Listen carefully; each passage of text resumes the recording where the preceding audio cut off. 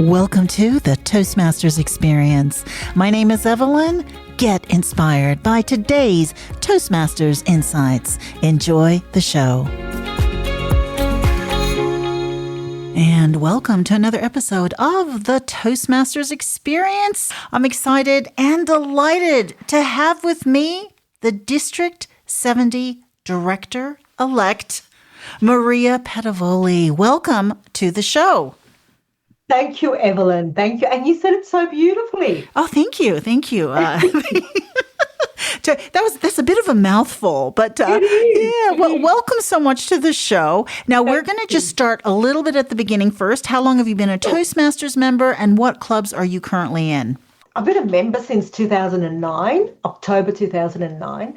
I'm currently a member of, I think, 5 clubs. Oh my God! Okay. I know, and this is only because they were really wonderful clubs, and I wanted to be a part of them. So my home club is Bosley Park. That's where I started off back in 2009. Mm-hmm. I then went to Stage Time. I was a charter member there. Mm-hmm. I then became a club coach for Rhodes, which I'm still there.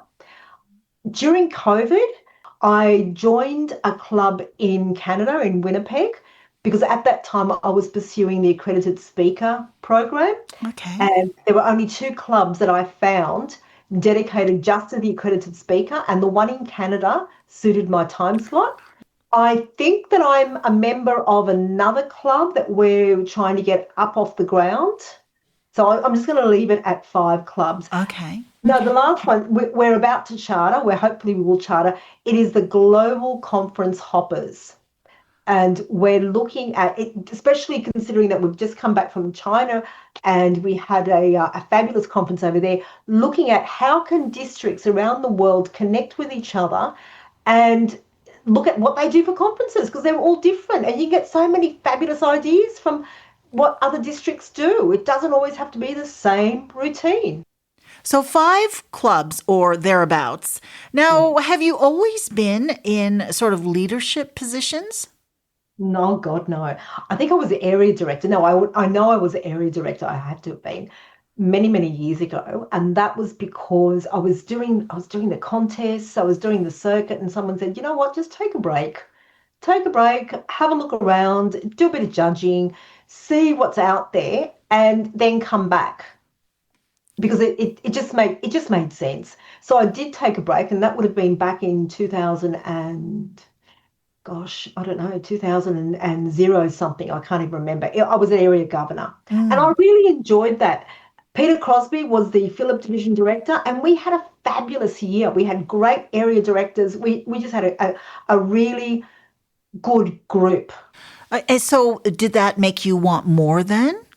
Not at that time, no, because then I came back refreshed for contests, and I just started competing again. I don't think I was too bad at competing. Like I always managed to get to district, but I was always the bridesmaid, never the bride. So that was okay. That was okay because it was always going to deserving people. Then COVID hit. Mm-hmm. But not only did COVID hit, and I was competing online, not only did COVID hit, but in 2021 I lost my father. And he was a huge inspiration for a lot of my speeches. And then in 22, I lost my husband. And then I lost my mojo for competing. I just didn't have that spark because I'd enjoy getting up there on stage and really being the centre of attention. I enjoyed that. I didn't feel comfortable being the centre of attention anymore. I didn't feel that I should be the centre of attention because I should be grieving. And I was. Now, leadership didn't come into my consciousness. Well, it sort of did because I wanted to do something. I wanted to give back. And the opportunity to become a division director for Phillip came up. And during COVID, what I noticed was a bit of a disconnect with a lot of the areas and the clubs. And there was a few occasions where, not through their own fault, that the division directors were not as connected to the division as what they should have been. And again, I'm not going to lay blame with them, but it happened. It happened. Yeah. And I thought, Yeah, you know what? I think I want to give this a go, but I wanted to give it a go for 2 years. I wanted to implement connection in year one, and then I wanted to continue and see it to make it sustainable in year two. So it was always my intention to do division director for 2 years. Okay. And when you say implement connection, what do you mean by that? Okay, so greater club interaction and to go out and visit the clubs, to Okay. be because a lot of the clubs within Phillip did not know that they had a division director. No one had been to visit them. And again, that was partly due because of COVID. So we had 2 years of not being able to see each other. Mm-hmm. But area directors usually visit clubs, but district directors usually do that as Division, well. They division directors. division directors, yeah, they do that as well, I guess. Yeah. I wanted to do that. My aim was to visit every club within the division. So Mm. they understood how the pipeline worked. So you're talking about the connection of being a division director, but what made you decide that you wanted to be a part of the trio? Well, I hadn't thought about being part of the trio until I was approached. I was Okay. approached to take on that position as club growth director. And initially, I did resist because I wanted to be Phillip Division Director for 2 years in a row. Hmm. But it was conveyed to me in such a way that it seemed like a natural progression that I could probably do more for the district overall than just for one division. Right, right, right, right. And that's why I decided. But I had to think about it because this is we're talking a 4 year commitment, 4 years of not being able to compete. And mind you, at that stage when I was still Phillip Division Director, I still wasn't ready to compete. I just didn't have that. I didn't have that zest or enthusiasm. And I suppose I was mostly, I didn't have that energy for competition. Okay, okay. But you have the energy to lead. Evelyn, it's a different type of energy. Okay, okay. I see competitions as being really fun. I'm not saying that leadership is not fun, but I see competitions as something that I'm doing for me. Right, right. I'm getting something out of it. If I'm fortunate enough to win a third, second, or first, it's me. I get the accolades. After having lost both my dad, who was a huge mentor, Mm. and my husband, I didn't feel that the attention should be on me. So So you wanted to serve. You wanted to serve. Is yeah, that you wanted leadership to is give different. back? Yeah. Yeah, leadership is different. Leadership is being of service, and that sat very comfortably with me. Okay. Okay, so you're District 70 Director elect now, which Yep, means that on the 1st of July, you will yep, be the District 70 Director. that's right. Now, obviously, there has been an alignment of District 70 and District 90. So obviously, it's going to be a much bigger district because Yeah, they've aligned. So, what strategies are you working up with your new trio? you're absolutely right. It's going to be much bigger than what I first Mm. expected. I have to be honest, when I heard that they were aligning or the possibility of aligning, and someone had turned to me saying, do you realize I was still club growth director then, do you realize that you could potentially be the district director for the whole of New South Wales? And I sat there going, oh my goodness, it Wow. scared the daylights out of me. I couldn't fathom that. Yeah. But I couldn't fathom it because I thought I'd have to do it on my own. Or I couldn't imagine who else would want to be alongside of me. 2 years down the track to where we are now, there is a fabulous team that have just stepped up to fill roles. So I have no hesitation. I am not worried by it. Obviously, there will be challenges, but I'm not worried by it so much in thinking that I can't do this, but rather, can I get it all done? Because there is so many things that I want to do. And part of it is, well, the challenge will be, well, it's such a big district. And that's the beauty of it, because we are such a big district. There are so many people who can make those connections. I don't have to be everywhere at once, but Yeah. having the right people, singing the same song, having that systemness, that this is the narrative, that's where it's going to be really important, that we're all working towards the same goal, the same outcome, the same end result. And that's what's going to move us ahead. So you must be, I'm sure, because now, currently today, we're in June. So Yeah. you're probably doing a lot of training right now to Yeah. prepare you. So can you share some of the training that you're doing? Yeah. Well, part of the training, we had a training weekend. We've actually had a strategy planning weekend back at the beginning of June, where the past division directors and the incoming division directors were invited. The past district leaders were invited.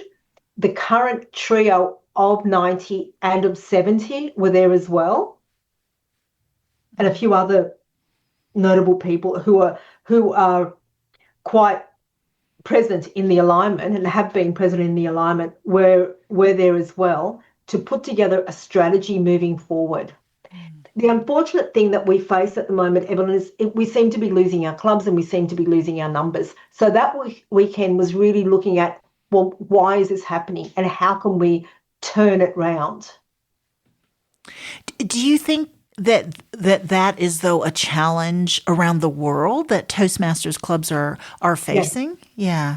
I do. I do, especially in the Northern Hemisphere. Not so much for, if you go to China, if you go to India, they seem to be exploding with clubs. And I don't know whether it's a case of we've we've sort of lost our way. Because if you go, look, regardless of what club you go to, it's basically the same formula. But I remember when I first started, there was a certain predictability about how the meeting would run, and there was a Mm, certain discipline about how the meeting would run. And people give up their time on a Tuesday or Wednesday or Thursday night, but they want to get something back. I wonder whether we've become, after COVID, whether we've become a little bit more relaxed and they're not getting the value that they once did. So revisiting, how did we do things? What is our main focus? And how can we go back to our main focus? And all this nonsense about, oh, we've got pathways now, people don't want to do pathways. We've had pathways for 7 years. yeah. It's a rethinking of how to account for our education. Mhm. And I'm sure that when the booklets were changed back in I don't know, whenever they happened, there was probably a lot of people back then who sort of up in arms saying, oh, we're changing the process, we're changing the booklet, this is new, Mm, this is new, and they probably resented that as well. But it eventually fell into its equilibrium. yeah. That's what we need to do now. We need to find, because you cannot tell me that in New South Wales, with a population of, I don't know how many million we are, that there aren't people out there. Because I'm amazed every time I talk to someone about Toastmasters, it's sort of, oh, what is it? Yeah. Like, how many people don't know? It's been around for 100 years and they don't know about it. Yeah. So they don't know what they don't know. So there's a lot of people out there who could definitely benefit, but they're just not aware that this is either missing from their life or this even exists. I do have a question from someone who called me earlier today, and it has to do with the trio. So maybe you can Yep. help with this. So, in terms of the trio, how are they going to embrace a more personal and hands on approach to leadership in forging relationships with clubs? So, I think for me, it's a very wordy question, but I do feel like a lot of clubs out there don't understand what the trio actually does. So maybe if you can explain that. What the trio does or how we're going to forge these. Yes. Yeah. Yeah. Sorry. Both. Answer Okay. both, please. So for me, coming from an education background, it's all about what information is out there and how is it being disseminated. At the club level, whenever we get a new member, and it's great, we get a new member, they're in there, let's do your icebreaker, let's talk about this. let's get you evaluating, let's get you doing a table topic. And it continues, the cycle continues on and on and on. And somewhere along the way, we're sort of lost track about what exists outside of the club.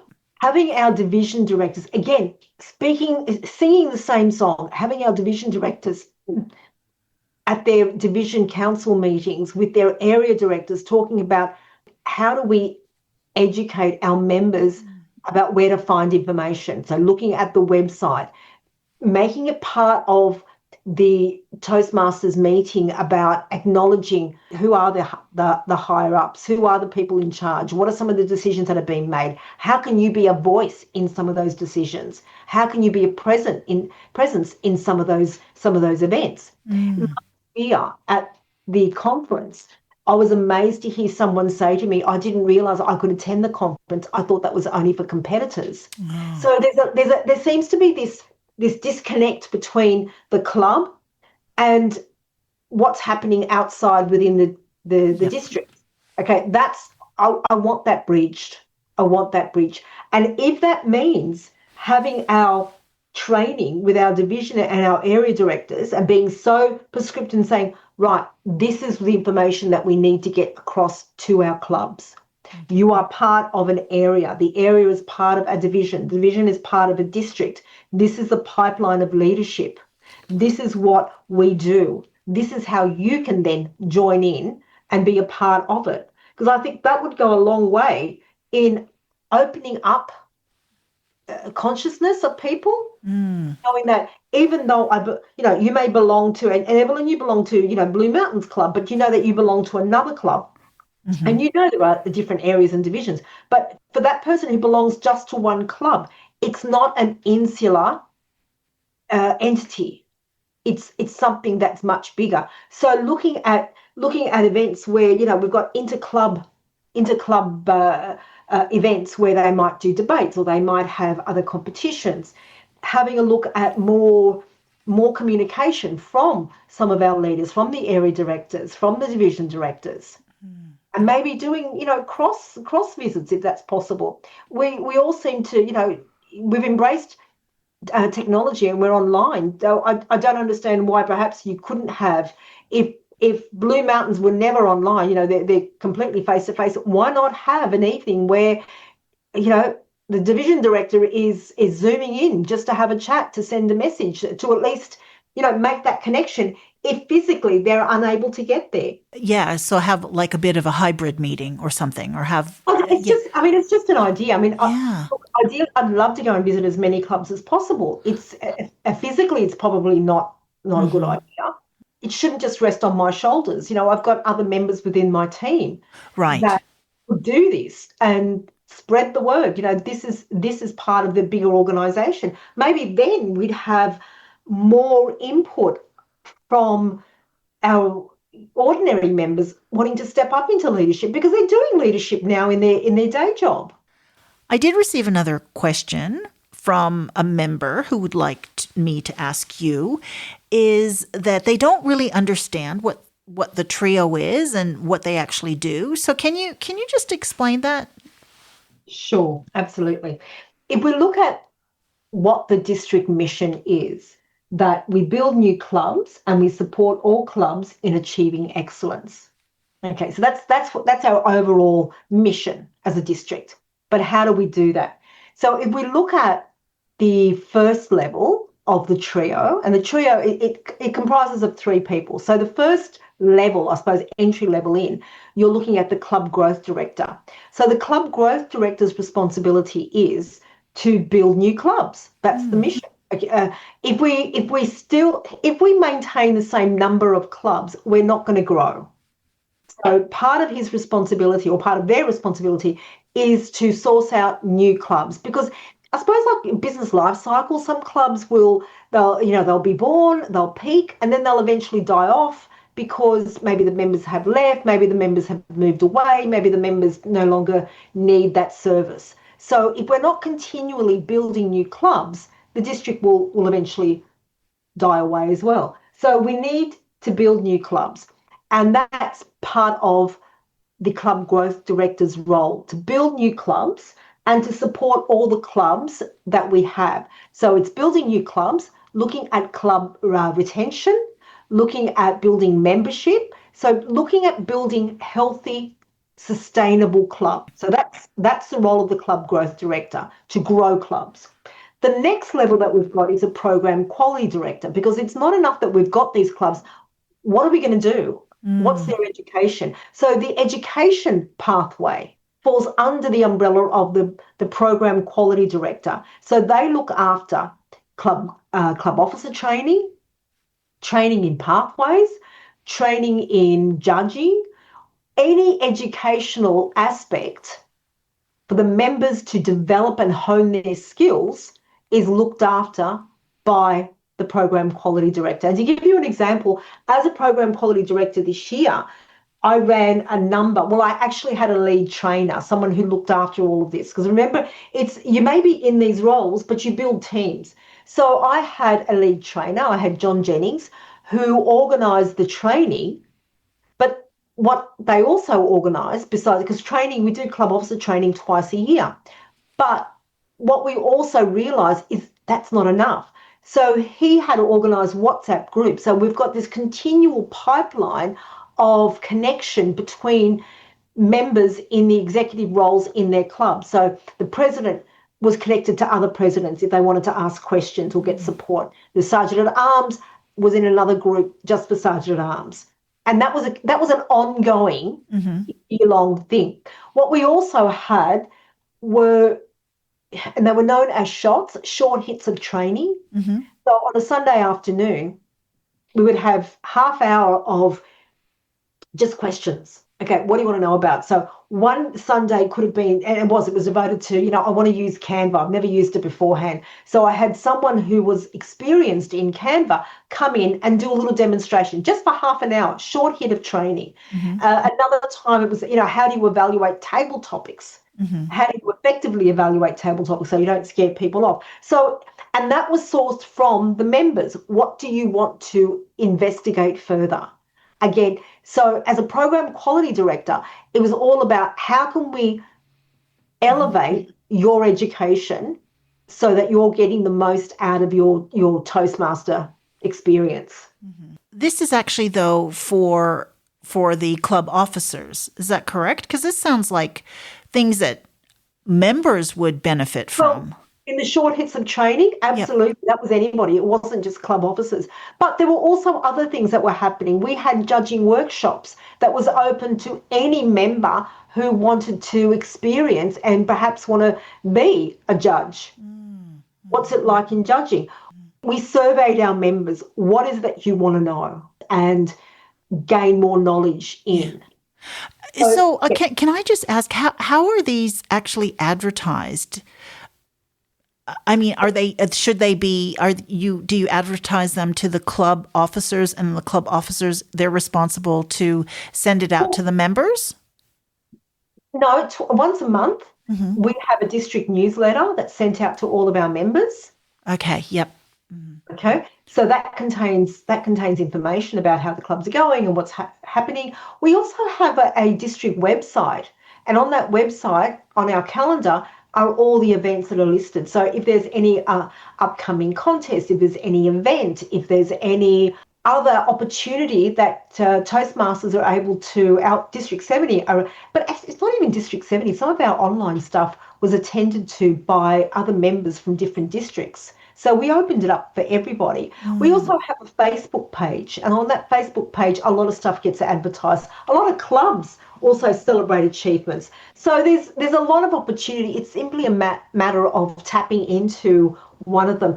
So with your role, you pretty much you will be overseeing everything. Yeah, exactly. I oversee everything, and I suppose the buck stops with me. We have to work to a budget. I am accountable for ensuring that the district operates in a manner that is within the guidelines of not only Toastmasters International, but also within the Australian legislation, so we have to operate within certain parameters. So I suppose I oversee all of that.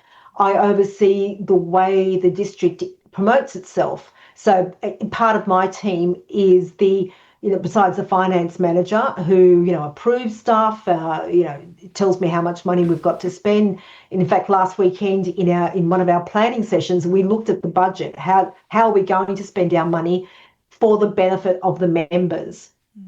So there's a finance manager, there's an administration manager who puts together all our reports because we are accountable to our members. So they want to know what's happening in the divisions. How are the division directors organising and planning the growth of the division? I have a promotions manager, the PRM, the public relations manager. So how will we advertise District 70? What promotional activities will we do in order to enhance the district's face and its visibility within the community? I suppose for me, I'm overseeing all of it to make sure that when Toastmasters International asks for, can you give us a report on this, I'm able to do so. But because I've got people within my team that take carriage of the different areas, I have an audit committee that makes sure that what we're spending our money on, what we're spending the members' money on, is in line with Toastmasters International guidelines, that we're spending it according to the benefit of our members. And we're not just spending it willy-nilly because it's a great idea to have, big flashy badges that mean nothing. Yeah. So I suppose I'm the one who's holding the accountability. Wow, I feel overwhelmed right now. I think I'm overwhelmed too. What have I done? Yeah, but again, I have good people working. Yes, yeah. No, I understand. Sorry. I think somehow it just needs to be streamlined because there's so many avenues for information, isn't there? There's the website, there's Facebook, there's club, visiting a club. I guess the best way to streamline it is for everyone just to go to one source for information. And we will have that source. We will have the District 70. And I want to stress that I'm referring to it as District 70. This is the new District 70. Yeah. This is not the old District 70 with extra clubs in it. This is a brand new district with an old number. Yeah. I'm very conscious that there may be some people who are feeling a little bit put out, they're feeling a little bit hurt, because we do have ownership over our areas and our divisions. But at the heart of it, we belong to our clubs. The clubs will never change. So I do want to stress this is a brand new district with an old number. Yeah. That's all. So a lot of what was on District 90's website will be brought over into. So we're not going to lose any of that culture, any of that history, any of those achievements that were celebrated. They will still be there. I mean, it was District 70. Was it like 2015 when we divided it? Yes. Is that correct? About 10 years ago, yes. 10 years ago. And then the decision to bring it all together again is because of the numbers weren't lining up as far as the amount of clubs.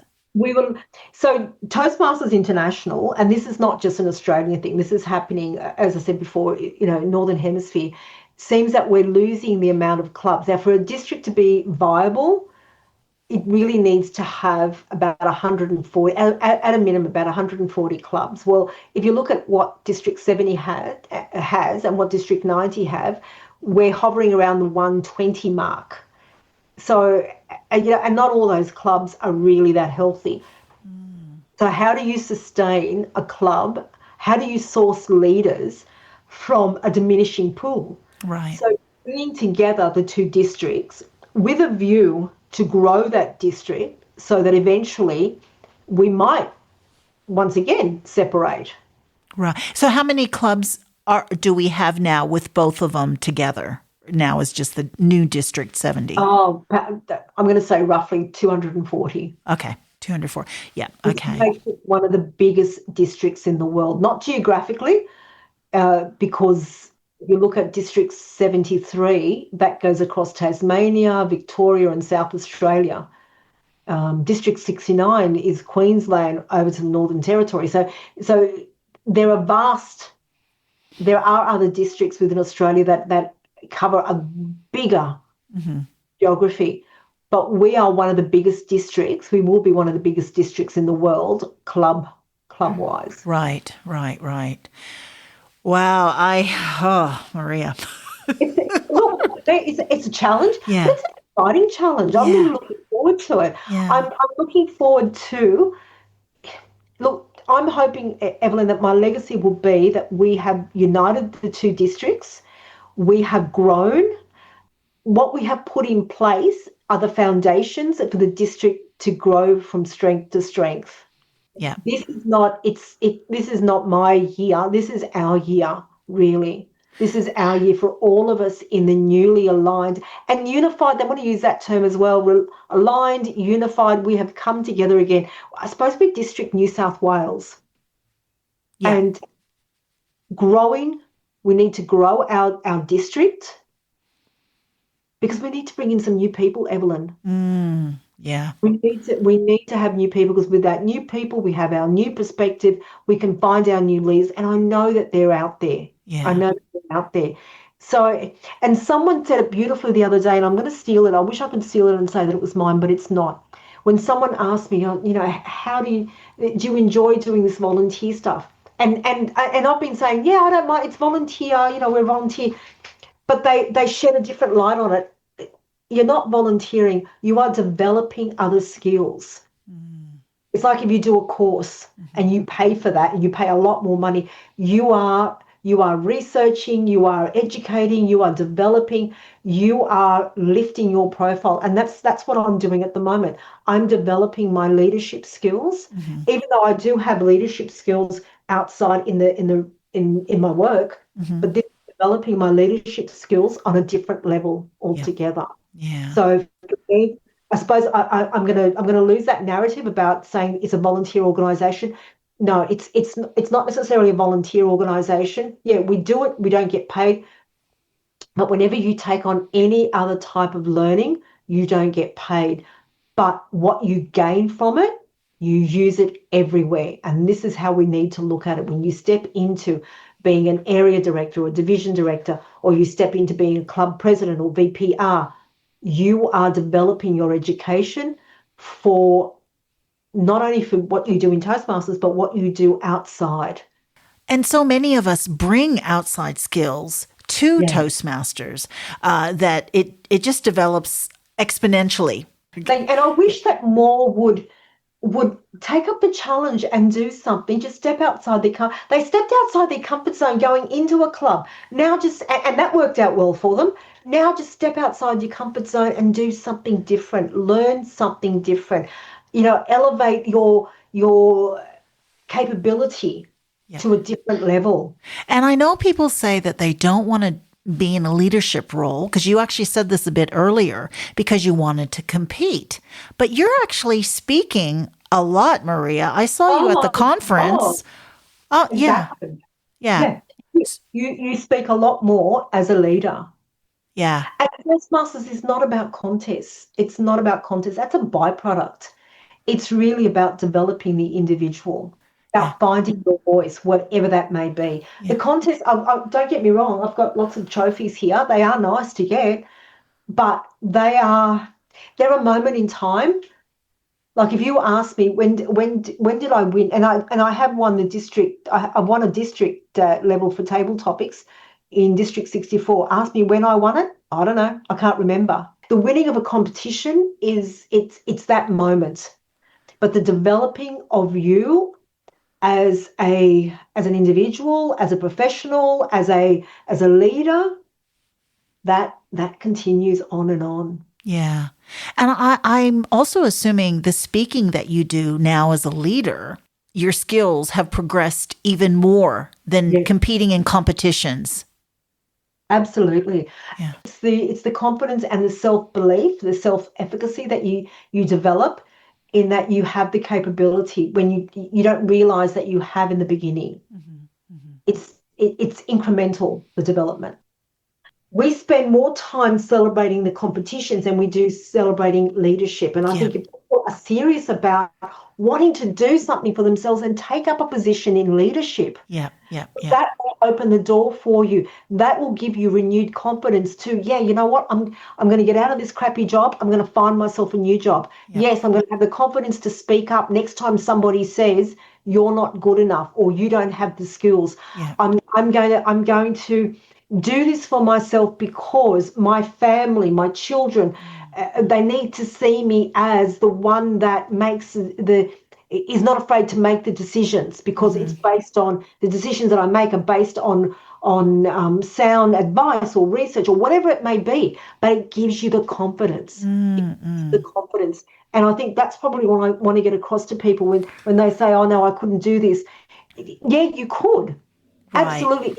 Skill that you can develop, and you're in an environment where you pay 60 lousy American dollars every, you pay that for registration. I can't remember how much you pay per 6 months, and you're getting this for free virtually. People pay thousands and thousands of dollars for leadership courses, and you're getting, it's like when kids join McDonald's, they don't realize the training that they're getting in customer service, in time management, in communication, in, even in technology, because I can't even use those things at McDonald's. And they're getting all of that while getting paid. Toastmasters is exactly the same. You're in an organisation that will provide for you all of this training through osmosis. Why would you not take it up? Right. And opportunities are there to do leadership in your own club. Take on an area director position because you've got the support. You've got people there who are willing to assist you to how to set meetings, how to do area council meetings, how to run contests, how to run an agenda, like all of that you would probably use within your day job. But again, because you haven't been exposed to it, somebody else is doing it for you. Well, now you've got the opportunity to develop those skills. And it's not as if we run as a Mickey Mouse organisation. It's been around for 100 years. So it's obviously doing something right. And it's amazing. Those people who do know, once you say, I am a area director, a division director, or whatever director, if they know Toastmasters, they will be impressed by that. Especially if they're in corporate. Congratulations on the new role that you will be starting on the 1st of July. How is this different from just being a normal speaker, competing in competitions? What would be sort of your takeaway, or how would you convince us out there that we need to be leaders? I suppose the takeaway that I would want you to take away from this is that as a competitor, you're doing something for yourself, and that's great. But as a leader, not only are you doing something for yourself in developing your skills in leadership, in communication, in managing, but you're doing something for others. And I think the greatest gift that we can give each other is service of ourselves, that other people matter. So I would encourage everyone to take on a leadership position and discover what is it that you have within you that is untapped. What is it that you have in you that perhaps can be nourished and developed? Marie, it's been such a pleasure having you on the podcast today. Now, for somebody who is considering a leadership role, what advice would you give them? I would say, just do it. Say yes. You don't realise the potential that you have. You don't realise the potential for not only for the impact that you have on your own life, but the impact that you'll have on somebody else. Let that be your legacy. Say yes. Sorry? Say yes. Oh, say yes. Okay. Say yes. Do it. Say yes and do it. Thank you so much, Maria. It's been an absolute pleasure. Thank you, Evelyn. It has been fun. Thank you.